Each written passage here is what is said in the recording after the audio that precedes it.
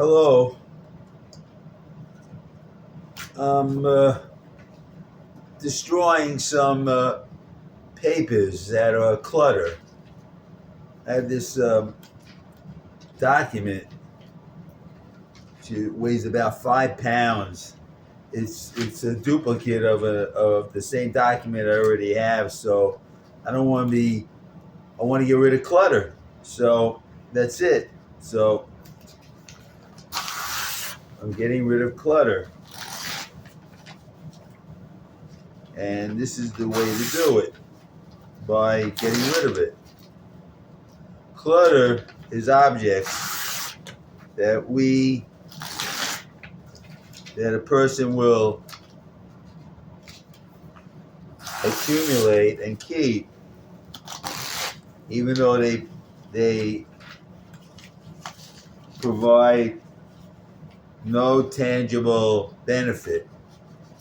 Here, okay, the person has just bonded with an object, some material object, for reasons that are purely of an internal nature. So for weeks I've been looking at this particular accumulation of papers, wondering what should I do?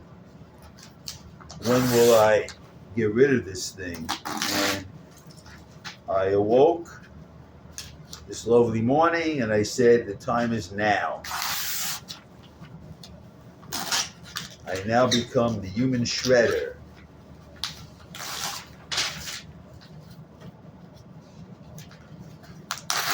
One thing I learned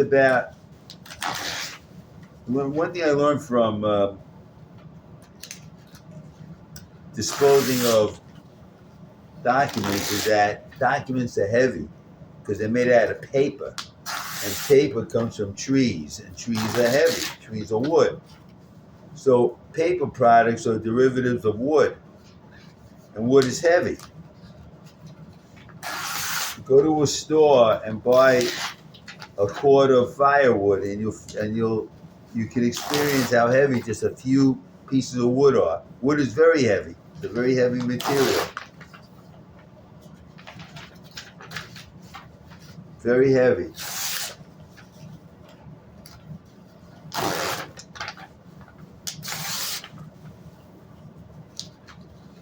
And so it behooves everybody to make sure that you don't get overwhelmed by clutter. You have to stay on top of it. It's very easy to let yourself become complacent and let the clutter take over. I am not overstating this case when it comes to clutter. Clutter is really a very dysfunctional feature of your personal day-to-day existence. It takes up space. It's aesthetically unpleasing. And it's something that even the clutterer doesn't like. There are TV shows that dramatize clutterers, reality shows. And in these shows, they always feature somebody who's like the hero, who goes in and cleans up the clutterer's home. Well, unless the clutterer is physically incapable of removing the clutter him or herself, I don't agree with having somebody else do it. You could help the clutterer, do it, but I think that's something that the clutterer, him or herself, should do. You have the problem. You could take care of it. We'll give you the encouragement and support. will jumpstart you on the process, but it's really up to you, the person, to take care of the clutter. What clutter entails is one thing: the willingness to remove it. Once you have the willingness to remove the clutter, not only can it be done, it'll become fun, be liberating.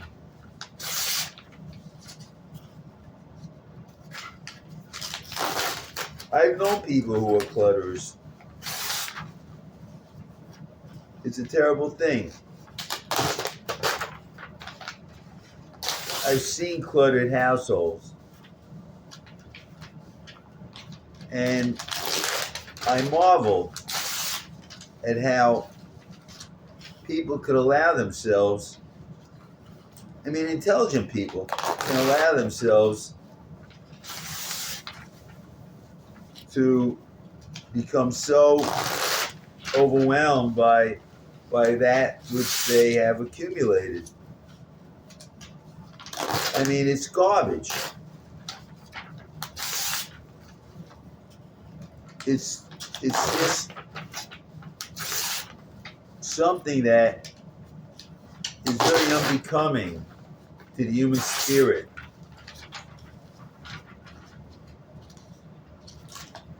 And it's a terrible thing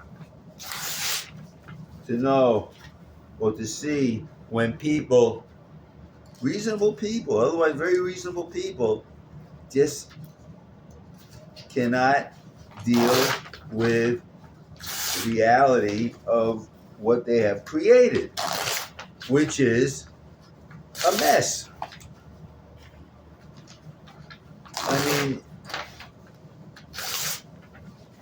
Let's say you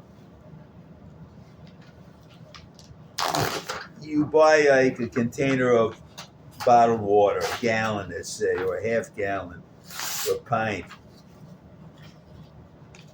You consume the water, and then you take the empty container and you toss it in the corner, and you say you'll get to it, but you never get to it. It becomes clutter. And that object acquires a meaning, all out of proportion to its initial intent and purpose. Or, on a more personal level, when you were young and in love, somebody gave you a present, and 60 years later you still have the present. The person who gave it to you is long since gone, but you still have the present. It's taking up space. It means something to you, so you keep it.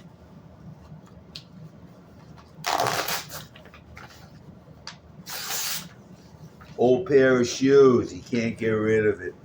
Because an old pair of shoes, they serve no useful purpose other than being a reminder of something. And you feel that, the person feels that if I discard this item, I'm discarding something of myself. I'm hastening the moment of my own demise, of their demise. It's really delusional thinking. And I believe at times really requires psychiatric intervention. Not to provide medication, but to enable the person to acquire some insight through therapeutic intervention, so that the person understands what it is that has happened in their life. That the 500 pounds of clutter in their apartment is just something which is eroding their quality of life and making it impossible for them to be truly happy. Because how can you be happy when the place where you live or work, because clutter can happen at work also, just full of garbage. That to you has meaning, but it's garbage. Stuff that belongs in the garbage pan, garbage dump, places that where things get hopefully recycled. One thing about people, we as a race, we as a species, we love to produce garbage. There is debris, man. Human existences can be measured and traced to the debris that people have left.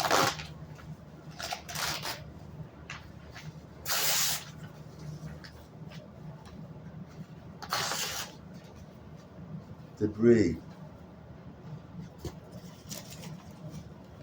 See that? There's a lot of garbage. I'm gonna rip it up some more, even though it's really not necessary. I believe in me. I used to have a shredder machine. Shredding machine can't handle this. The best way to get rid of your paper garbage and your paper clutter is to by hand. First of all, it gives you good exercise, and second of all, it's just quicker. See?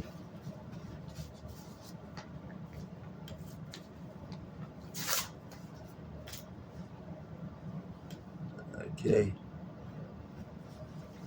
I have the heater on.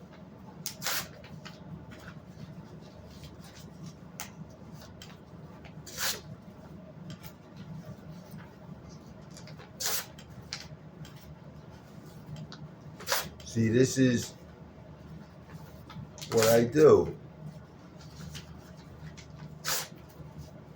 And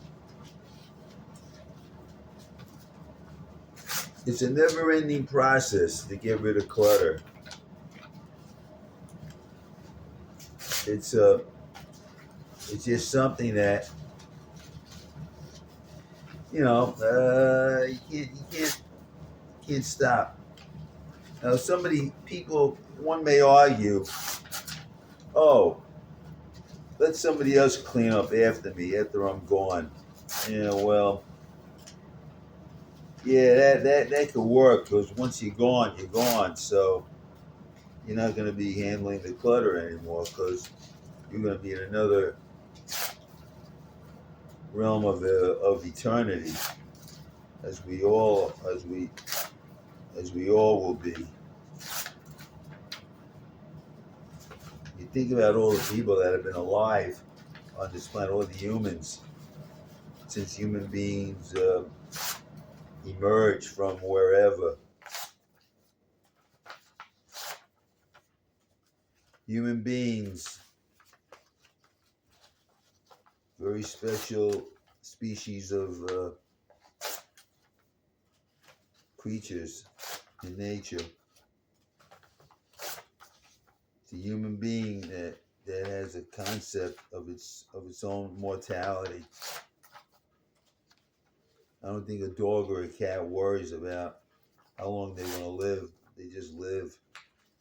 Humans, we're aware of our own mortality, that our corporeal existence is limited, finite, and that one day our conscious existence will become a memory to others, and then after a while it won't even be a memory. And what we do to keep that memory alive is that we create cemeteries, and in these cemeteries we put up markers which denote that the person interred once was alive. Sometimes the markers come in the form of an urn because the person has been cremated. Most of the time it comes in the form of a stone, which gives the person's age, date of birth, date of death, a marker that says that this is where this person is interred. This person was once alive. Sometimes there are no remains. Remains disappear. Well, I take that back. The remains are around. We just can't find them. People go and disappear. Like the Miss Guthrie that the news media is going on about. Well, I really hope she's okay. Apparently, the police are treating her disappearance as a crime.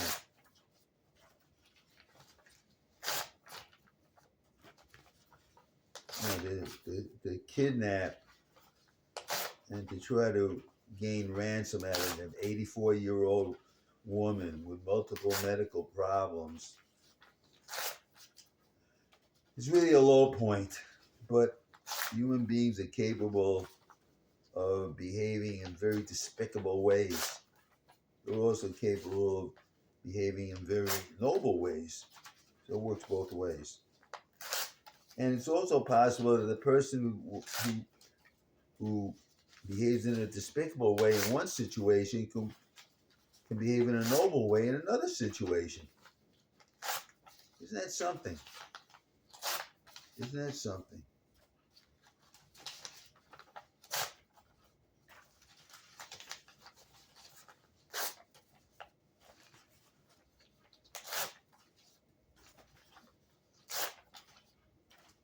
Early this week, I took a walk through memory lane in a way. I went to 23rd. I awoke. And never take that for granted. Awakening. But I awoke.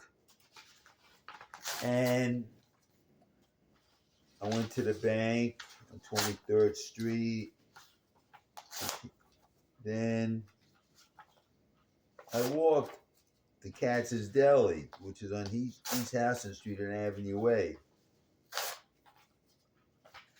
And, and that's going through the Lower East Side, which is a very famous neighborhood in New York City. Not what it used to be, of course, but the physical location is still there. So I get to Katz's Deli, and Katz's Deli is probably the only, or one of the only Jewish delis that are still in existence. The place started in the late 19th century, and when you go in there, the owners of the Katz's Deli have maintained the decor, the 19th century decor, as much as they can, where you can order a sandwich and it's not machine cut. They still make the sandwich for you by human cutting the meat. They're slicing it by hand, not by machine. So they try to make the creation of the sandwich a personal experience for the customer. Show them the way it used to be. And even though it's expensive, it's what they serve. It's actually, by current standards, just par for the course what the prices are. And the place was packed. It was about lunchtime, middle of the work week. The customers were happy. The employees were happy. Nobody was complaining. Nobody was bitching about the prices. Nobody was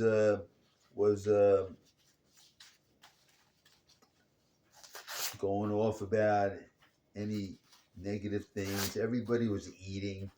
Everybody was happy. They're eating their pastrami sandwiches and corned beef sandwiches and French fries, and they're drinking their soda. And I witnessed this. I sat at a table and I witnessed this. I took it in. I was really glad to be there. I spent about an hour there. I had 2 hot dogs. I had a knish, and I had French fries. It was a nice meal. It cost 30 and change. Okay, by standards of the past, 30 and change would be exorbitant. By today's standards, par for the course. Plus, you're paying for to experience the vestiges of what it was like to eat in a deli a long time ago in another era when that same pastrami sandwich that maybe he's charged $28 a day, but it's this thick, okay? They would charge you $3, maybe even $2, 100 years ago, maybe even 50 years ago. Well, not 50 years ago, but 100 years ago. The neighborhood has changed, but Katz's is still there. Well, at any rate, so after I spent time at Katz's, I I walked back up First Avenue, no, Second Avenue, and then on my way, I went to the Untermeyer Library. So I sat in there. I looked at a couple of books or something, or just relaxed. It was crowded. The Untermeyer Library is it's a New York Public Library, branch of New York Public Library, very old, very old. Goes back maybe to 1900, the building. Oh yeah, earlier I stopped off at the as I when I was walking to Katz's, I stopped off at the building that used to house my high school, Stuyvesant High School, 345 East 15th Street. It's the high school moved from there over 30 years ago. But I went into the building. When I stayed in the lobby, and I said, "This is where I went to school over 60 years ago." And here I am now. I was standing in the lobby. Nobody bothered me. I didn't go into the school. I was thinking about asking the security guard if I could talk to the principal, but I thought better of it. Just leave them be. Don't interfere with the day-to-day operation of the school. Just a visitor. I walked in. I was in the lobby, and they said, "Yeah, this is where I used to go to school decades ago." So that felt good. You know, I felt the satisfaction of knowing that I've survived all these years to be able to go back to the building and visit it. And ironically, to gain access to the building today would require that I get permission from those who probably couldn't care less that I once was a student there and belonged. Now I'm a visitor, the place where I spent 3 years of my life as a student, as a teenager. Okay, at any rate, so eventually I made it to Baruch College, and I spoke with one of the librarians because I'm a graduate of Baruch College. So it's part of my journey to the past, to landmarks. Most of the landmarks of my life are gone, but some are still there. Few, not many, some. But guess what? Landmarks come and go because human beings build and tear down whatever it is that they build. But humans themselves, human condition, human nature remains the same. Remains the same. You see, to produce this took a lot of paper ripping.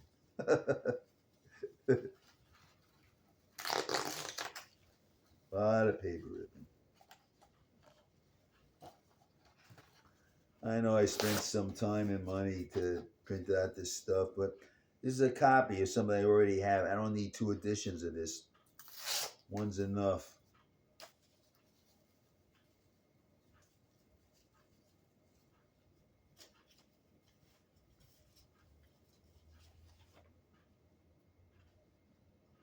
I have this book here.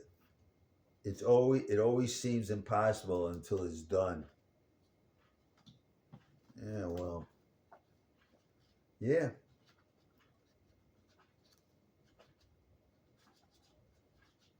The then again, if somebody's doing something, they feel that they can do it.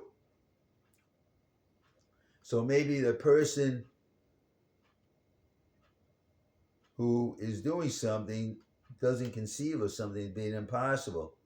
As a matter of fact, I've never really critically analyzed this quote. It always seems impossible until it's done. That this quote would presuppose that the person who's thinking this is not going to do it because they think it's impossible.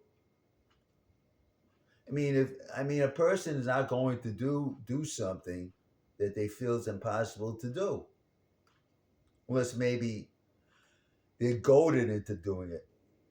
You know, they're forced to do it, and then after they've done it, they say, "Yeah, it wasn't impossible." But there's something a little bit off or illogical about this quotation. It always seems impossible until it's done. I don't know about that. It's a Jack London. You can't wait for inspiration. You have to go after it with a club. Regarding doing things, I think, accomplishing things. It's in a way, I disagree with the first part. You can't wait for inspiration. No, I think anytime you want, like getting rid of clutter or doing whatever you do, no, it's you have to be inspired to do it. Something has to say, yes, I'm going to do this. I'm going to do it. You have to go after it with a club. That I agree with. Once you want to start doing it, man, whatever it is, you gotta really want to do it. You got to put everything into it.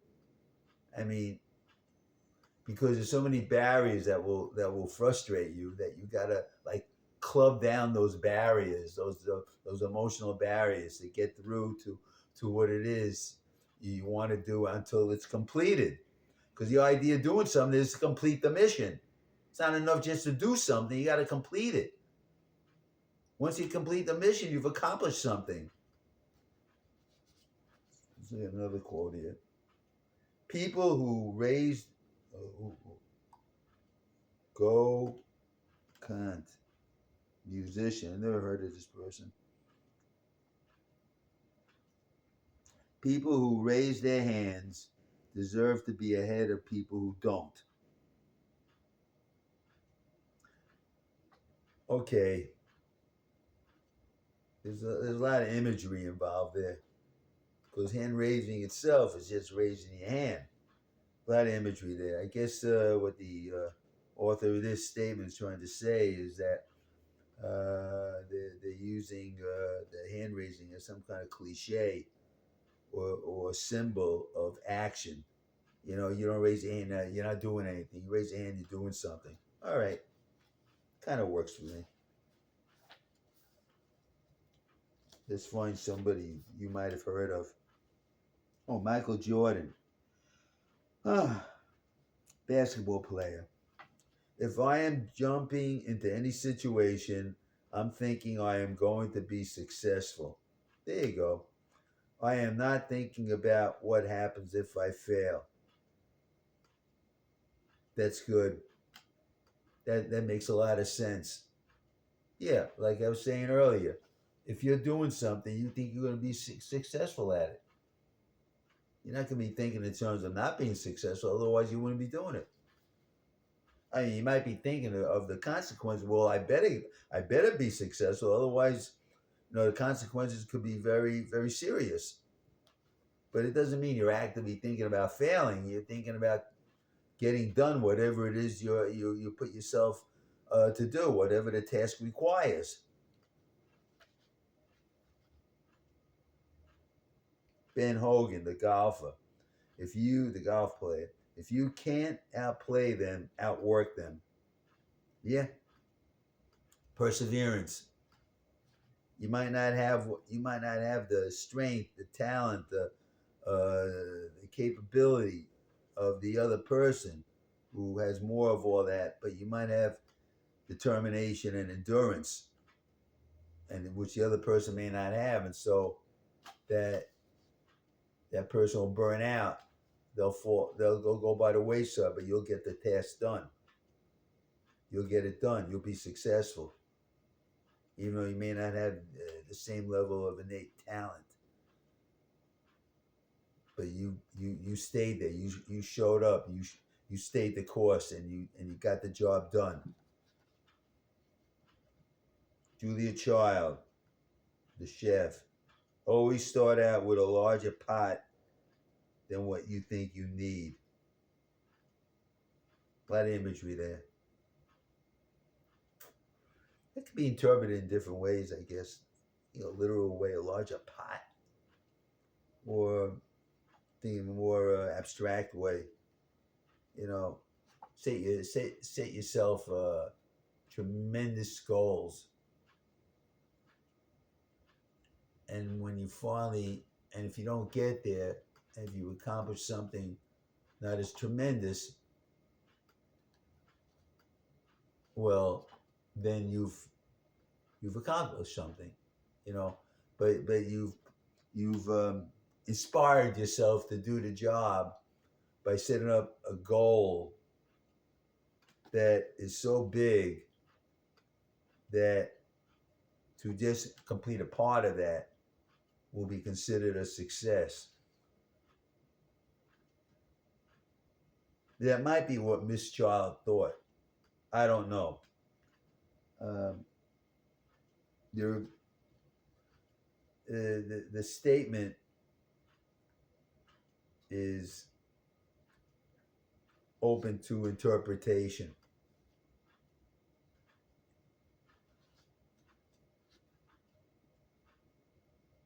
Yeah, Ernest Hemingway. Oh, this is wonderful.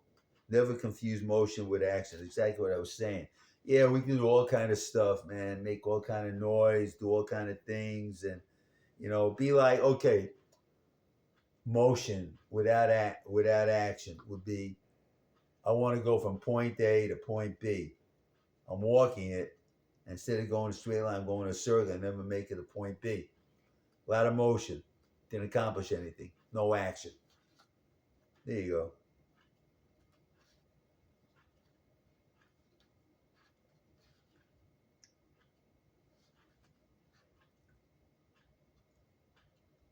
Keep your eyes, oh, Theodore Roosevelt, keep your eyes on the stars, but remember to keep your feet on the ground. Yeah, right. And make sure that when you set a goal for yourself, you know what you're doing. You're well grounded in what it is that you're working in, the tools that you have available to you. That you're not in fantasy land. Okay, you're not delusional. That you know exactly what it is you want to do, and you know what to do to get it done. Otherwise, you may have something that you want to do, but if you're in a delusional state, you can't get it together to utilize the resources necessary to get the job done and accomplish your goal. So all you're doing is just making noise and wasting time.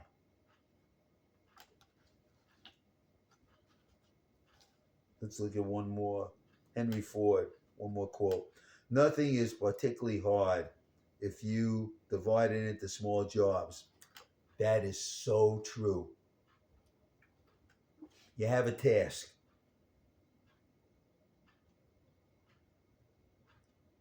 and the task is composed of different facets that need to be done. They're interlocking. You can't do part B unless you complete part A. You can't do part C unless you complete part B, so on and so forth. So each segment, so you divide the task into segments. You complete each segment, which is much more manageable. And one day, one moment, all the segments are completed. The task is done. You've accomplished something. This is wonderful. This is a very good book. It always seems impossible until it's done.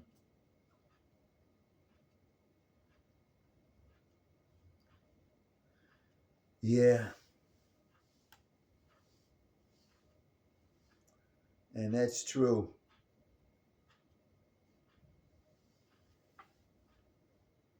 And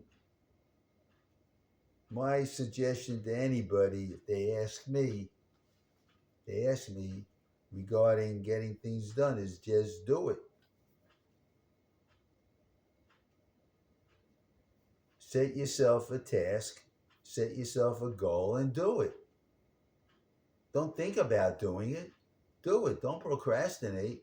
Do it. Don't don't rationalize, because rationalization is a form of avoidance. Do it. You want to take that trip to wherever you've been thinking about doing? Stop thinking about it and do it, and then it's done. You wanted to go food shopping because you need more food, and you say, well, I can wait until tomorrow. No, do it now. Get it done. Because once you do it, it's done. And once it's done, it's one less thing that you have to deal with. You could cross that off your list of things that are weighting your mind.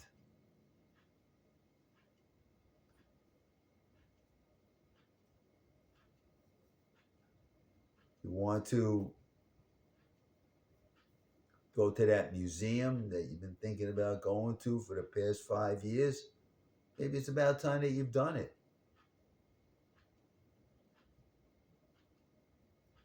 This applies to anything.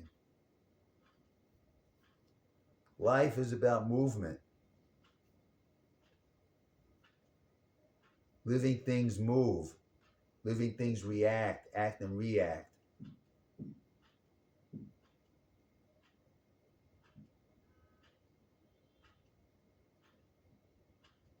It is only the inanimate that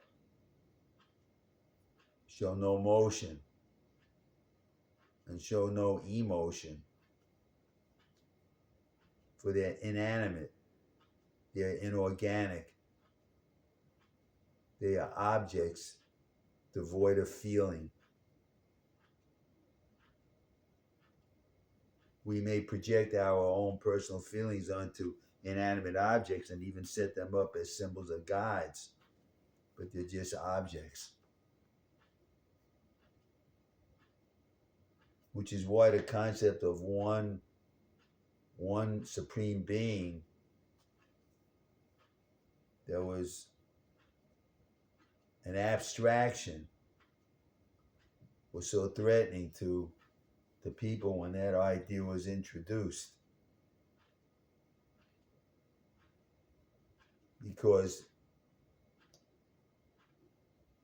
the person or the cultures or the civilizations that prayed to objects, they were basically, what they were doing, they were taking their selves and projecting it into an object and basically praying to themselves. Okay? And then came along certain people who said, no, what you're doing is false. You're just putting yourself on a pedestal. The true supreme being is something which is all over, which is something that we cannot fathom, something that we cannot physically touch, something that we could have to believe in as a matter of faith. No, that thinking was so revolutionary and so threatening to those who were hearing that for the first time that it caused wars. Wars. You know that Poland, I think Poland actually did not accept Christianity, adopt Christianity until the 10th century, which in the scheme of eternity is just yesterday. Thinking that there were a time when the European people were not Christians. They didn't know what Christianity was. Think about that. There was a time when Europeans were not Christians because Christianity and European civilization are so intertwined. You would think that, it was always like that. No, it wasn't always like that. Christianity as a concept was brought in from the Mid East, and then it spread within Europe, during the Roman Empire. But there was a time when European people who lived in Europe, were not Christians.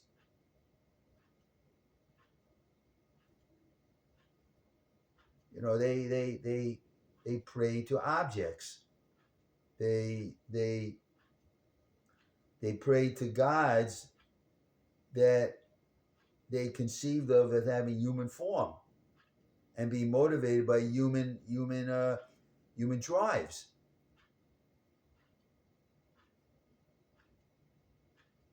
And so when Christianity emerged, that posed a direct threat to the power structure that ruled Europe at the time, because the power structure based their or justified their power on the premise that they too are gods.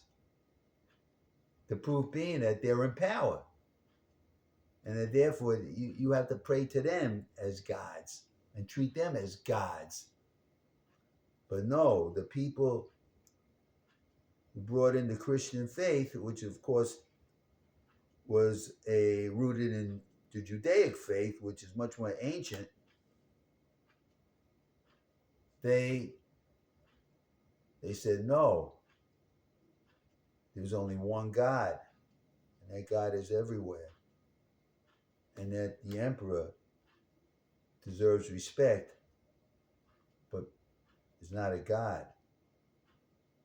Well, that was considered seditious, treason, a threat to the state.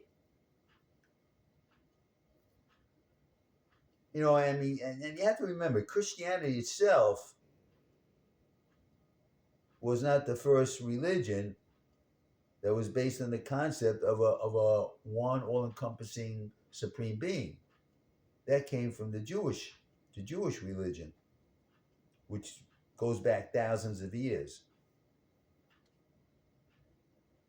But the reason why the Jewish religion did not spread around the world, because the Jewish religion incorporated within itself the concept of the chosen people. So those who claim to be Jewish or Jewish, they weren't Jewish. The Jewish religion does not have a part of it that demands that the word be spread, that all could be brought into the fold. In fact, it's just the opposite. Is that the Jewish religion is based on a concept that certain people have a pact with the Lord, and that in return to following the Lord's commandments, the Lord will protect them. Christianity, uh,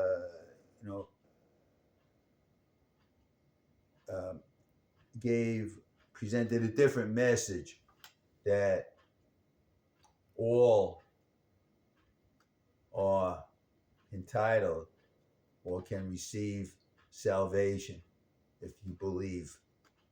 That in effect, once you accept the concept of the Lord and have faith, you will be saved. Your soul will be saved. Your original sin will be absolved.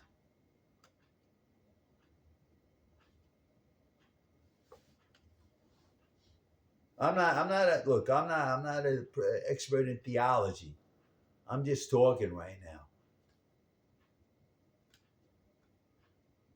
With this HVAC unit off, it gets very cold in this apartment very quickly. Outside it's I think about 20 degrees, which is much warmer actually than it was, let's say, a week ago when it was about 5 degrees. It's very cold, very cold.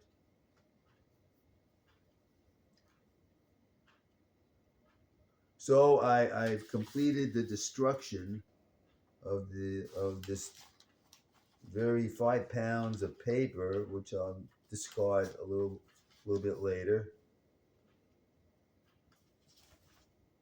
And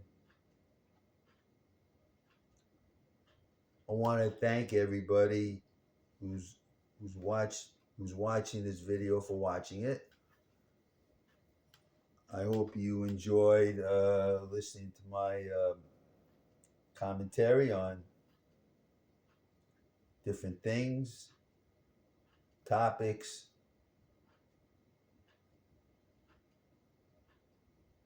just ideas that I wanted to share,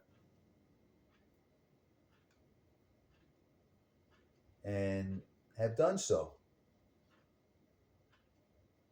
So, with that said, I'm going to wish all of you a good day, and may your day be filled with productive endeavors that bring you a sense of accomplishment. Bye bye.